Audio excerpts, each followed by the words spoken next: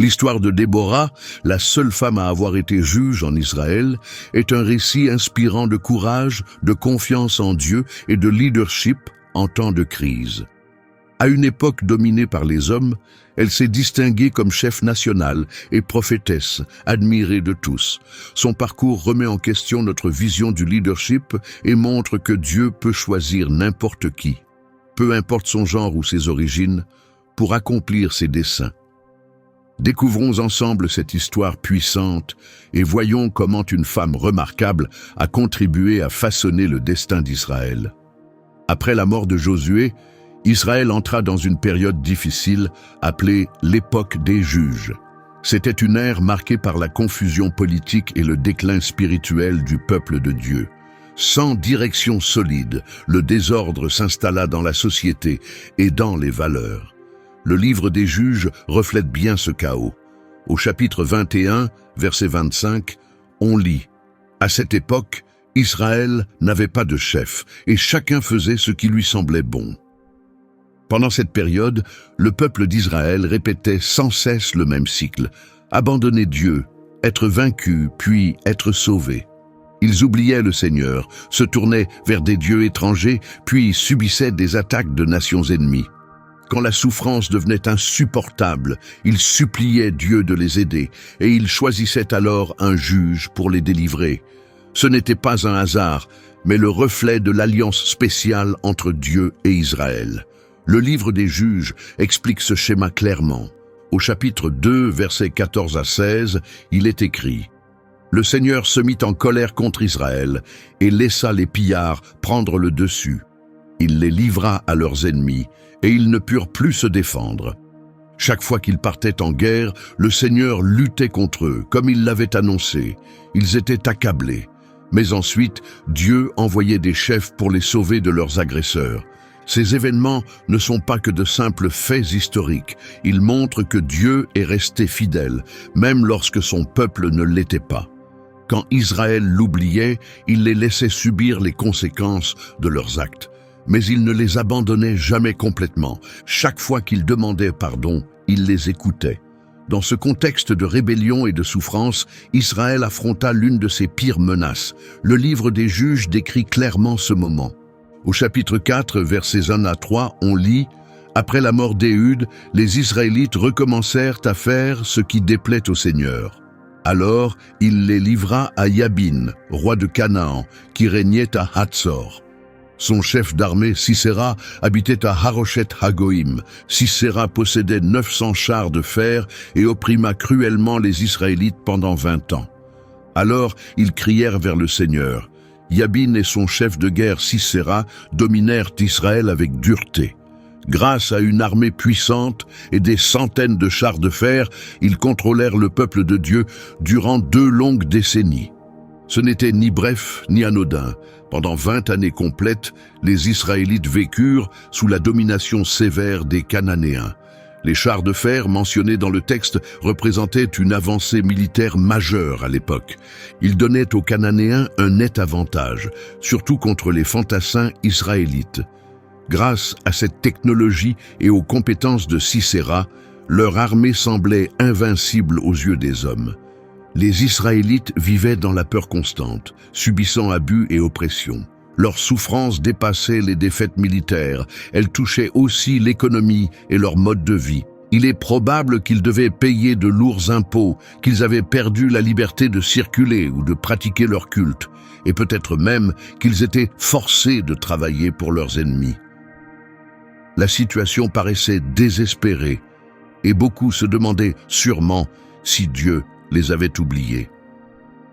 Dans cette période sombre, alors que l'espoir semblait perdu, Dieu resta fidèle à sa promesse et choisit Déborah pour devenir juge et prophétesse en Israël.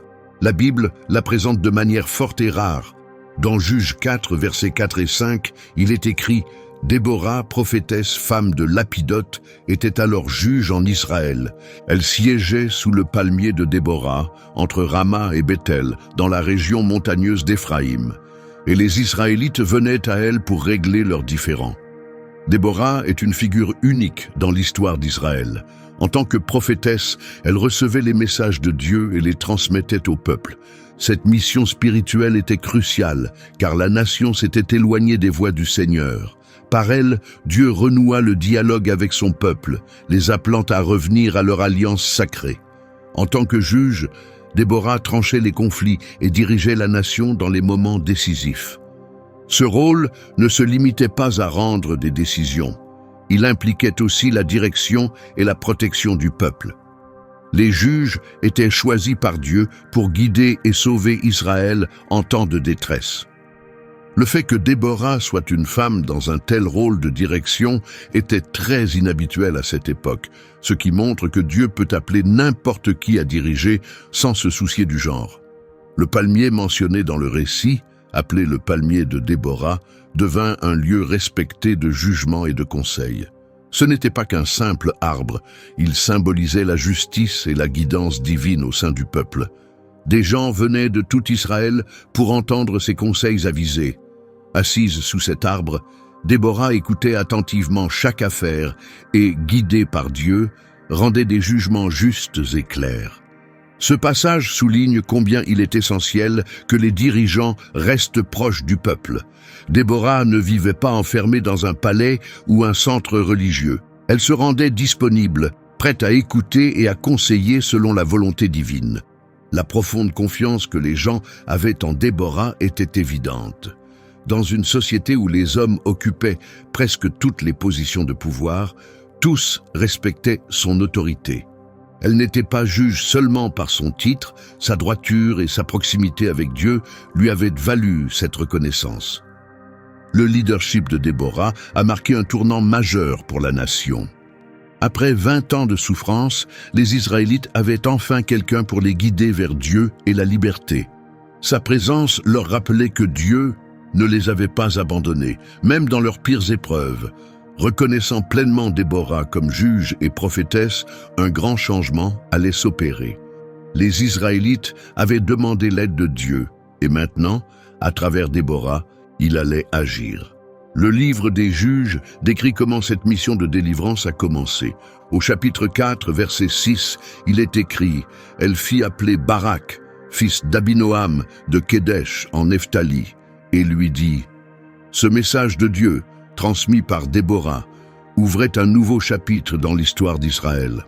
Dieu n'avait pas seulement choisi Déborah, il avait aussi désigné Barak pour diriger l'effort militaire contre les Cananéens. Le rôle de Barak était important et soigneusement choisi. Il venait de Kédesh, dans la région de Nephtali, qui avait beaucoup souffert sous les Cananéens. Il avait donc une raison personnelle de se battre pour la liberté. Il connaissait aussi probablement bien le terrain, ce qui allait être précieux dans la bataille à venir. Les instructions données par Dieu à Déborah étaient claires et précises. Barak devait rassembler 10 000 hommes des tribus de Nephtali et de Zabulon. Ces tribus se trouvaient au nord d'Israël, près du mont Tabor, où l'armée devait se réunir. Le mont Tabor n'avait pas été choisi au hasard. Il se situait à la frontière des territoires de Nephtali, Zabulon et Issachar. C'était aussi un sommet élevé, environ 588 mètres, offrant une vue dégagée sur toute la région, y compris la plaine de Jizréel, où la bataille allait probablement se dérouler. Déborah poursuivit en partageant ce que Dieu lui avait révélé. Au verset 7, elle dit à Barak, « Je ferai venir Sisera, le chef de l'armée de Yabin, avec ses chars et ses troupes, au torrent de Kishon, et je te le livrerai. » Ce message était lourd de sens. Dieu ne promettait pas seulement la victoire, il révélait aussi le plan de bataille. L'idée était d'attirer l'armée de Sisera vers le torrent de Kishon. Habituellement paisible, ce cours d'eau pouvait devenir dangereux en période de forte pluie. Comme on le verra plus tard, ce détail jouera un rôle clé dans le déroulement du combat. La promesse de Dieu que Sisera serait vaincu par Barak était un engagement clair de réussite. Pourtant, cette promesse exigeait que Barak fasse un pas de foi. Il devait croire en la parole transmise par Déborah et agir en rassemblant les troupes et en se préparant au combat. La réponse de Barak à cette mission divine nous en dit long sur sa personnalité et sur ce que signifie réellement la foi. Au verset 8, Barak répond. Il lui dit « Si tu viens avec moi, j'irai. Mais si tu ne viens pas, je n'irai pas. » À première vue, cela peut sembler être de l'hésitation ou un manque de confiance. Après tout, Dieu venait de promettre la victoire. Pourquoi Barak ne voulait-il pas partir seul? Mais en y regardant de plus près, on voit une raison plus réfléchie. Barak comprenait l'importance de la présence de Déborah. En tant que prophétesse, elle représentait la voix et la présence de Dieu au milieu du peuple. Sa présence lors de la bataille rappellerait à tous que Dieu était avec eux. À une époque où le leadership spirituel était aussi essentiel que la stratégie militaire, le soutien de Déborah pouvait renforcer le moral des troupes. La réponse de Déborah à cette demande nous en apprend encore plus. Au verset 9, elle dit « Je viendrai avec toi, mais à cause de la manière dont tu choisis d'agir, l'honneur ne sera pas pour toi. Le Seigneur livrera Sisera à une femme. » Déborah accepta de partir avec Barak, montrant ainsi son engagement total envers la mission d'Israël et son courage de diriger non seulement par la parole, mais aussi par l'exemple. Toutefois, elle annonça une prophétie.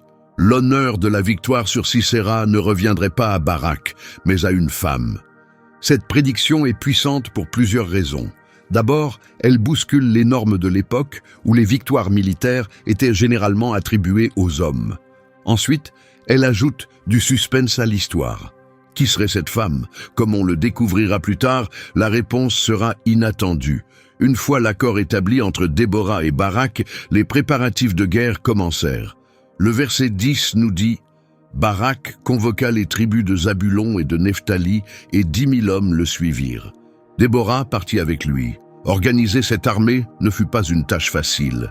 Après 20 ans sous domination ennemie, de nombreux Israélites étaient probablement découragés et effrayés.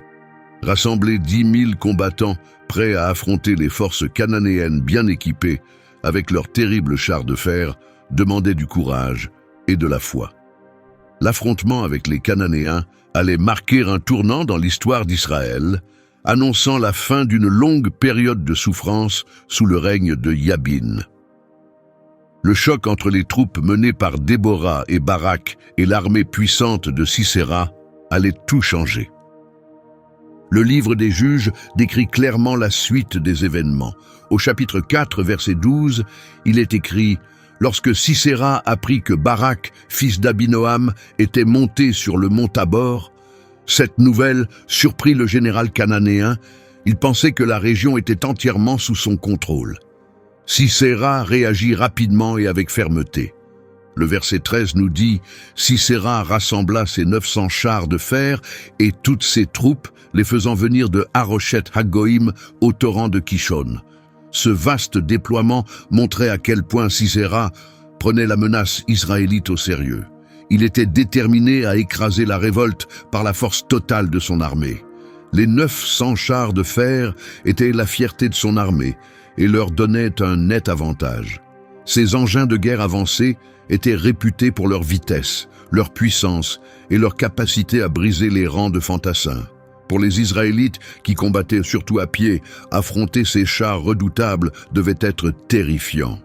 Le tournant de la bataille est décrit au verset 14. Déborah dit à Barak « En marche ! Aujourd'hui le Seigneur livre Sisera entre tes mains. Le Seigneur ne marche-t-il pas devant toi ?» Alors Barak descendit du mont Tabor, suivi de 10 000 hommes. L'ordre de Déborah n'était pas qu'une consigne tactique, c'était une déclaration de foi. Elle rappela la promesse de Dieu et insuffla du courage aux soldats israélites. Ces paroles, « Le Seigneur ne marche-t-il pas devant toi ?» étaient un puissant rappel. Il ne combattait pas seul, Dieu menait la bataille. La scène de Barak menant ses 10 000 hommes en bas de la montagne devait être impressionnante. Après des années de souffrance, ces soldats marchaient désormais avec détermination vers leurs oppresseurs. En face, l'armée cananéenne, sûre de sa force, avançait elle aussi. Avec tous leurs chars de fer et leurs guerriers entraînés, Sisera s'attendait sans doute à une victoire facile. La vallée plate près du mont Tabor semblait parfaite pour exploiter la vitesse et la puissance de ses chars. Mais ce qui arriva ensuite surprit tout le monde. Au verset 15, il est dit « Lorsque Barak fonça, le Seigneur plongea Sisera, ses chars et toute son armée dans la panique, et ils furent vaincus par l'épée. » Ce verset montre clairement que la victoire ne venait pas seulement de la force humaine, c'était l'œuvre de Dieu. Quelque chose d'inhabituel s'était produit sur le champ de bataille, provoquant la panique dans les rangs de Sisera. Même si l'événement exact n'est pas décrit en détail, il est évident qu'un élément inattendu a fait basculer la situation en faveur d'Israël, malgré les armes supérieures des Cananéens. Beaucoup pensent que des phénomènes naturels ont joué un rôle majeur dans l'issue du combat. Certains indices suggèrent qu'une tempête soudaine aurait pu survenir, changeant toute la situation.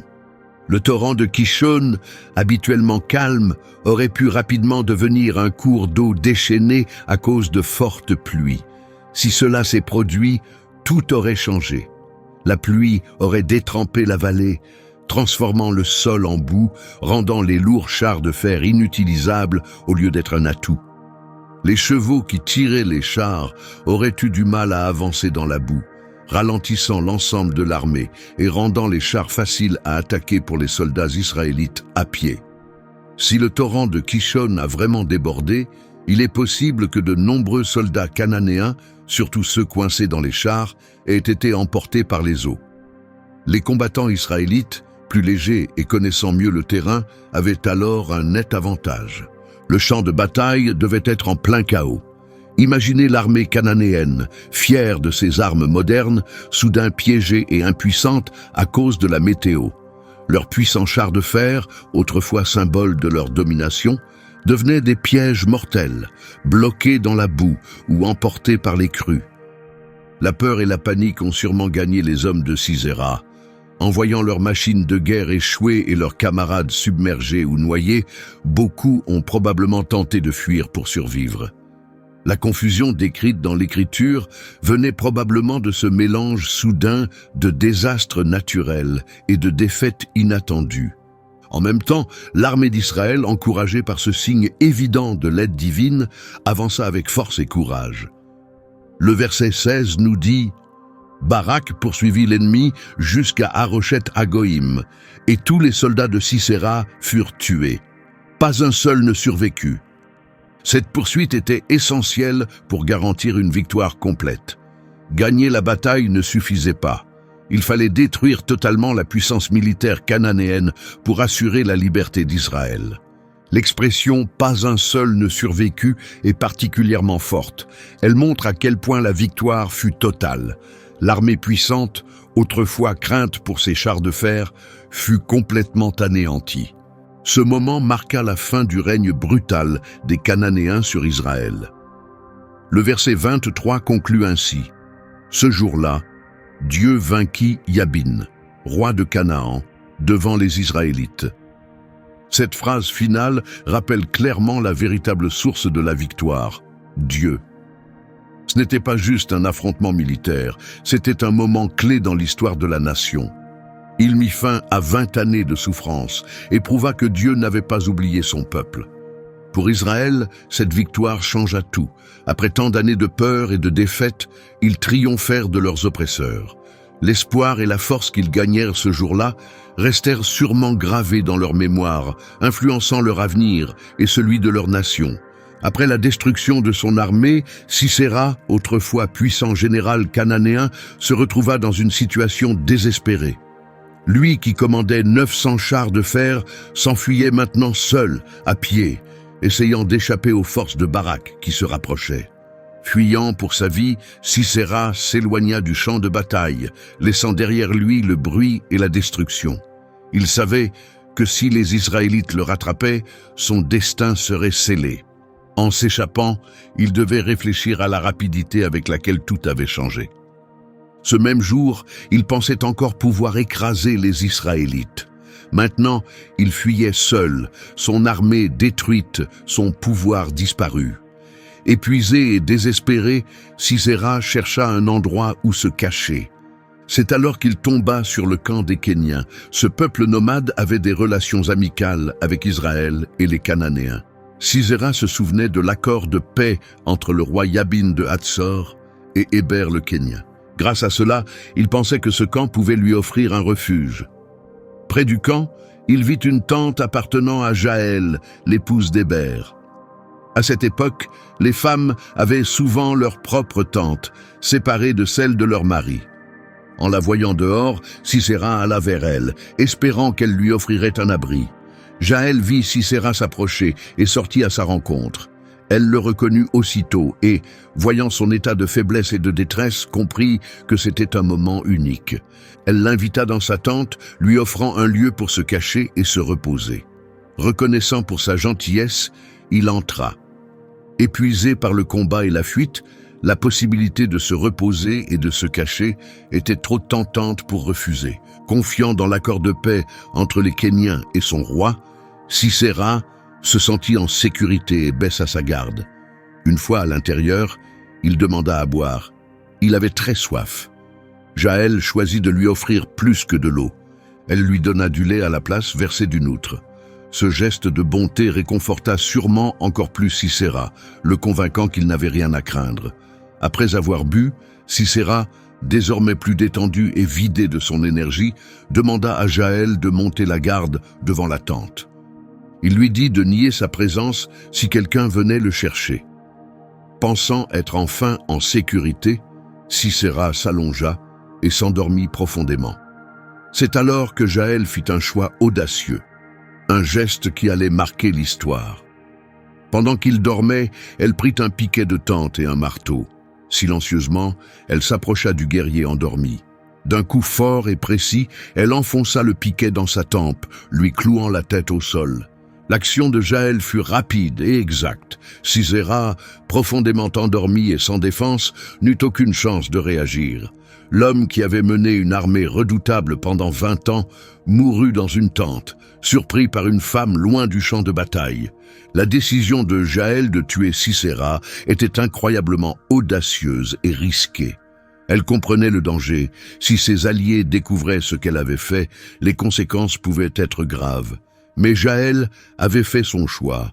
Elle s'était rangée du côté d'Israël et avait pris une initiative courageuse qui contribua à la libération de son peuple. Pendant ce temps, Barak poursuivait toujours Sisera. Suivant les traces laissées par le commandant en fuite, il arriva finalement au camp des Kéniens. En s'approchant, Jaël sortit de sa tente pour l'accueillir. Elle appela Barak et lui dit « Viens, je vais te montrer l'homme que tu cherches. » Curieux et peut-être incertain de ce qu'elle voulait dire, Barak la suivit. À l'intérieur de la tente, il vit quelque chose de choquant. Sisera était là, étendu mort sur le sol, avec le piquet de tente toujours planté dans la tête. Pour Barak, ce fut sans doute un moment fort, plein de soulagement et de victoire. L'homme qui avait semé la peur et la souffrance pendant des années était désormais vaincu. Et ce qui surprenait le plus, c'est que sa chute ne venait pas d'un combat ou d'un guerrier puissant, mais d'une femme courageuse, agissant seule. Ce moment accomplit ce que Déborah avait prédit. Plus tôt, lorsque Barak avait hésité à partir au combat sans Déborah, elle lui avait dit que l'honneur de la victoire reviendrait à une femme. Cette prophétie s'était maintenant réalisée, mais pas de la manière attendue. L'acte courageux de Jaël mit fin une bonne fois pour toutes à la menace de Sisera. Avec leur général redouté mort, leur armée anéantie et leurs chars détruits, la domination cananéenne sur Israël prit fin. Après cette victoire bouleversante et la mort de Sisera, Déborah et Barak célébrèrent avec un chant. Ce chant, que l'on trouve dans le chapitre 5 du livre des Juges, est considéré comme l'un des plus anciens poèmes de la Bible hébraïque. Il nous offre une compréhension plus profonde de ce qui s'est passé et de ce que cela signifiait pour le peuple. Le chant commence par un appel à la joie. Déborah et Barak invitent tout le monde à louer Dieu pour ce qu'il a accompli. Ils savaient que c'est Dieu qui leur avait donné la victoire, brisant leurs chaînes et écrasant leurs ennemis. Dans les premières lignes, Déborah se décrit comme une mère en Israël, un titre qui souligne son rôle à la fois de dirigeante et de protectrice. Elle s'adresse aux chefs et aux dirigeants, leur demandant d'écouter ses paroles, soulignant ainsi l'importance de ce qu'elle va raconter. Le chant revient ensuite sur la situation avant la bataille. Il dépeint un pays rempli de peur, où les gens évitaient les routes parce qu'ils n'étaient pas sûrs de voyager. Les villages étaient désertés et la vie quotidienne s'était arrêtée, jusqu'à ce que Déborah se lève pour diriger. Elle et Barak rappellent comment le peuple s'était tourné vers d'autres dieux, ce qui avait entraîné conflits et dangers. Ils soulignent même que parmi 40 000 hommes, personne n'avait ni bouclier ni lance, montrant à quel point Israël était sans armes et vulnérable avant que le Seigneur ne les délivre. Le chant continue en honorant les tribus qui ont répondu à l'appel au combat. Éphraïm, Benjamin, Manassé, Zabulon et Issachar sont loués pour avoir envoyé de vaillants guerriers. Leurs chefs sont célébrés pour avoir pris des risques et défendu Israël. Mais le chant critique aussi vivement les tribus qui ont choisi de ne pas participer. Ruben, Galaad, Gad, Dan et Aser sont blâmés pour être restés à l'écart, préoccupés par leurs propres affaires pendant que d'autres partaient en guerre. Le chant décrit ensuite la bataille elle-même. Il dit que les rois de Canaan étaient prêts à combattre, mais qu'ils repartirent les mains vides. Cela montre à quel point ils furent totalement défaits. Ils ne remportèrent ni argent ni trésor, seulement la ruine. L'un des versets les plus marquants dit « Les étoiles combattirent depuis le ciel. Depuis leur sentier, elles luttèrent contre Sisera. » Cette image poétique suggère que même les cieux prirent part au combat, une référence probable aux forces naturelles puissantes qui aidèrent Israël. Le chant évoque aussi le torrent de Kishon, qu'il appelle un ancien fleuve qui emporta l'ennemi. Cela renforce l'idée qu'une crue soudaine aurait joué un rôle décisif dans la défaite de l'armée cananéenne. Jaël, la femme qui tua Sisera, reçoit un honneur particulier dans le chant. Elle est appelée la plus bénie des femmes pour son geste audacieux et décisif. Le chant décrit de manière frappante comment elle mit fin à la vie de Sisera, insistant sur cette image puissante d'un général redouté tombant aux mains d'une femme dans une tente silencieuse. Ensuite, le chant imagine une scène loin du champ de bataille, la mère de Sisera attendant son retour. Il la décrit regardant par la fenêtre, inquiète et troublée de ne pas voir revenir son char. Ses servantes tentent de la rassurer, suggérant qu'il est simplement retardé parce qu'il partage les butins de la guerre. Ce moment imaginé contraste fortement avec la confiance des Cananéens et la réalité de leur défaite écrasante. Le chant se termine par une prière puissante. « Que tous tes ennemis périssent, Seigneur, mais que ceux qui t'aiment brillent comme le soleil levant dans toute sa force. » Cette dernière ligne résume le cœur du message. Le Seigneur triomphe de ses ennemis, et ceux qui l'aiment se lèveront forts et victorieux. Après le chant, la Bible précise que le pays connut la paix pendant 40 ans. Cette paix fut le résultat direct de la défaite des Cananéens et du leadership sage de Déborah. Le chant de Déborah et Barak remplit plusieurs fonctions importantes dans l'histoire. D'abord, il raconte poétiquement les événements de la bataille, préservant ce moment marquant dans l'histoire d'Israël. Deuxièmement, ce chant ajoute des détails absents du récit précédent, comme les tribus qui ont répondu à l'appel et celles qui ne l'ont pas fait. Et enfin, il offre une perspective spirituelle sur la bataille. Le chant montre clairement que la victoire ne venait pas uniquement de la force d'Israël. C'est le Seigneur qui a remporté le combat. Cette idée renforce l'un des thèmes essentiels du livre des Juges.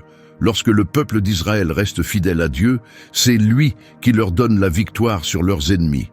Un autre but essentiel du chant est la célébration. Ce n'est pas seulement un récit des événements, mais une déclaration joyeuse invitant chacun à louer Dieu pour ce qu'il a accompli. De tels chants aidaient à ancrer ces événements dans la mémoire collective du peuple. En se souvenant de cette victoire à travers la musique et la poésie, Israël pouvait garder cette histoire vivante au fil des générations, encourageant les futurs Israélites à faire confiance à Dieu en temps difficiles. Le chant de Déborah et Barak se distingue non seulement par son contenu, mais aussi par sa forme. Il est considéré comme l'un des plus anciens poèmes de la Bible hébraïque, rempli d'expressions vives et de scènes puissantes. Sa structure, alternant récits, louanges et moments imaginés du point de vue de l'ennemi, révèle une grande maîtrise poétique. Cela montre que dès les débuts d'Israël, la narration poétique faisait déjà partie intégrante de la tradition. Le chant utilise une technique appelée parallélisme, courante dans la poésie hébraïque, où les lignes sont répétées avec de légères variations. Cette répétition crée un rythme et un impact émotionnel, surtout lorsqu'elle est récitée ou chantée à voix haute. Après la grande victoire contre les Cananéens et la célébration à travers ce chant, Israël connut une longue période de calme. Le livre des Juges nous dit que le pays fut en paix pendant 40 ans, une période significative de repos et de sécurité. Cette ère de paix fut le résultat direct du leadership de Déborah et du succès de sa mission contre les ennemis d'Israël. Avec Sisera et son armée éliminée, la plus grande menace pour Israël avait disparu. Le peuple pouvait désormais vivre librement, sans crainte d'attaque. Durant cette période, Déborah continua à exercer son rôle de juge. Sa sagesse, si précieuse en temps de guerre, resta tout aussi importante pendant la paix. Elle aidait à régler les conflits et à guider la nation. Le rôle de Déborah en tant que juge, prophétesse et chef militaire laissa un héritage profond et durable. Elle fut un exemple rare de femme, occupant un poste aussi puissant à une époque où les hommes dirigeaient presque tous les aspects de la société. Son histoire prouve que Dieu peut appeler et utiliser n'importe qui, indépendamment du genre ou du statut, pour accomplir ses desseins. Son influence ne s'arrêta pas à sa vie. Déborah devint un symbole de courage, de sagesse et de foi, inspirant les générations suivantes d'Israélites. Son chant continua à être mémorisé et répété, aidant à garder sa victoire présente dans la mémoire du peuple. Le leadership de Déborah offrit un modèle puissant à Israël.